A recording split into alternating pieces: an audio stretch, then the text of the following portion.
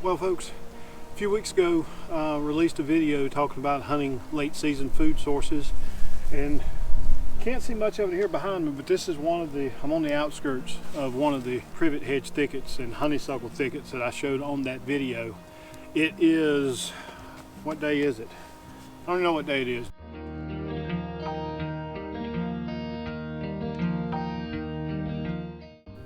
While I'm trying to figure out on my phone what day it is, I figured I'd take a minute just to flip over and give you a little bit more information that you might find useful if you're looking for late season food sources, thinking about how you approach your stand, where your stand's placed, those kind of things.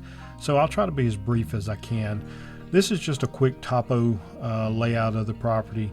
The red spot here is roughly where my stand was located. I took a GPS waypoint on my phone and it's not the greatest, so figure within 10 to 15 feet of where this spot is at.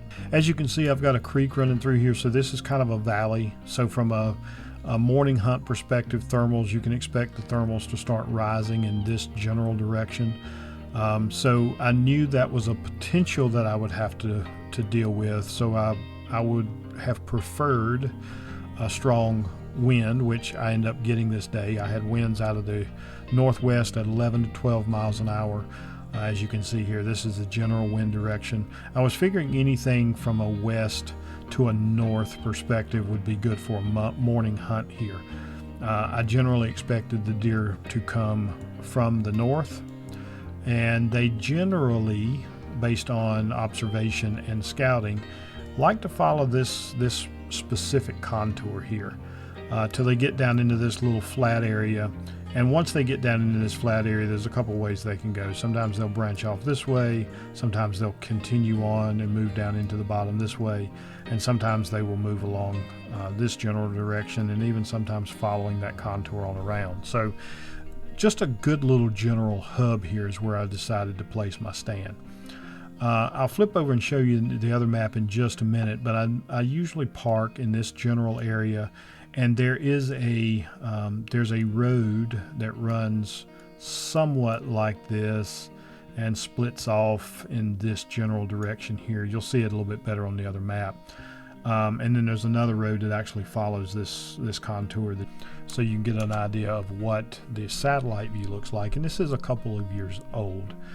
But these green areas that you see is generally pines mixed in with the hardwoods. The open areas are more hardwood based, and it doesn't show up on here, but throughout these pines there can be a lot of undergrowth vegetation, honeysuckle, greenbrier, and there's some privet scattered through other sections here. But in this general area here, let me switch over to red so I can kind of outline this. This general area here is the privet thicket that I was talking about in the previous video, and this is the area that I was hunting. Now I mentioned that there's a couple of roads here, and you can see those a little bit better here. There's a road here that roughly comes up through this direction and heads back up to the parking area. There's a fork that comes off of that comes down and runs down in this general direction. And then there's this road here. And there's another one that doesn't show up too well on here, but this is actually a cut across here that runs something like that. I was pretty confident that the deer were going to come from the north. They like to, again, follow that contour that I laid out, but they can also be out in any of this area here feeding at any given time. They use this general area a lot, so I was worried that there could be some animals scattered out through here.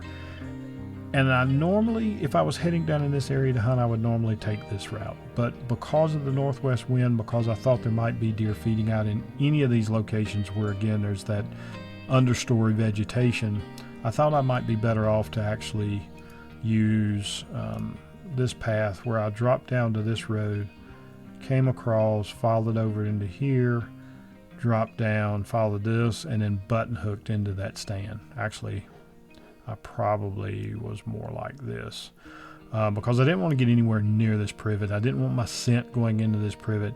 I didn't want any potential animals that were coming from this direction to cross over also from this direction. So anyway, I was trying to keep as much of this area scent free as possible. So I took a little bit longer way around. Ideally, I would have liked to have been able to come in from this way, but it just didn't make a lot of sense in this situation, not to mention the fact that while it was remote, there was the opportunity that there could be animals anywhere down in this area as well, and they can actually feed up in here from the south. Chances are I would have gotten busted from a wind's perspective anyway, but you just never know. So I felt like, all things considered, this was my best route into the stand.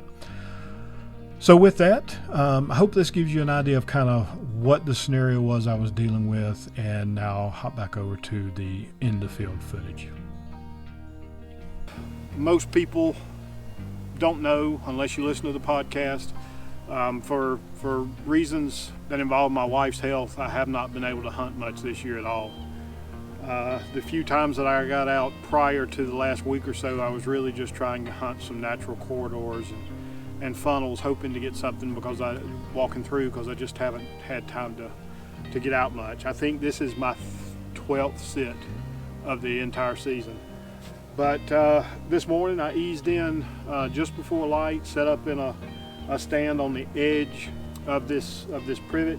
It was actually the downwind edge. There's a nice transition line at the other end of this, and my thoughts were maybe some does would work through this privet this morning feeding, or possibly we have seen some signs on this property.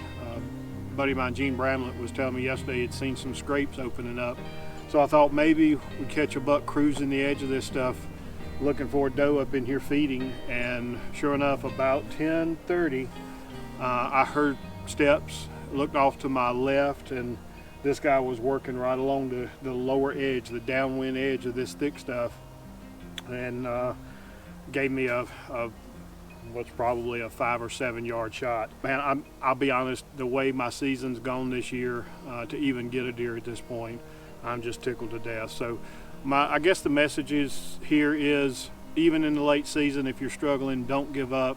Find some food sources, find some thick cover, find some edge, look for some sign around that, get set up, and hopefully you can get a deer in late season too.